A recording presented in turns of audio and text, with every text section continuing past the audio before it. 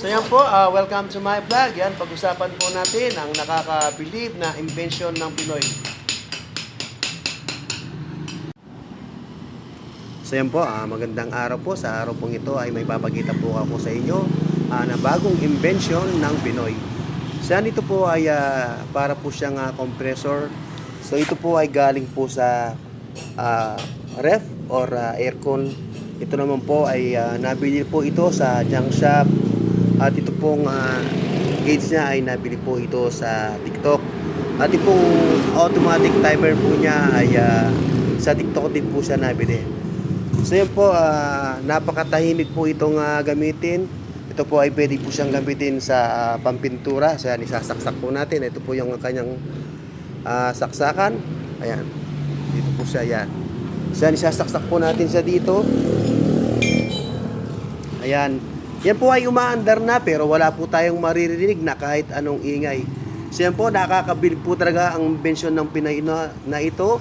Yan, ito po ay patapon na po pero napapakinabangan pa. So yan, subukan po natin ang kanyang paglabas ng hangin. Yan. Yan po, at nakikita naman po ninyo ay lumilipad po yung kanyang mahanginan. Yan. So po ay pwede po siyang gamitin sa pagbomba ng bike, ng motor at maging sa kotse ho.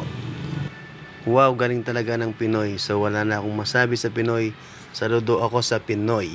Pero ito po ay napakaganto po ito pampintura. So yan, sa mga makakapanood po ng video natin, so yan po ay may mapupulot po kayong idea dito kung gusto po ninyong gumawa ng compressor na wala pong ingay. Siya na makikita po ninyo, wala po tayong maririnig na ingay. So yun lang po ang maririnig po ninyong ingay. Ayan. Ayan, tinutok po na po at yan lang po yung talagang maririnig nyong ingay. So yan po, salamat po sa mga makakapanood ng video ito. At pag-share lang po para po malaman po ng ating ibang gustong mag-imbento nito.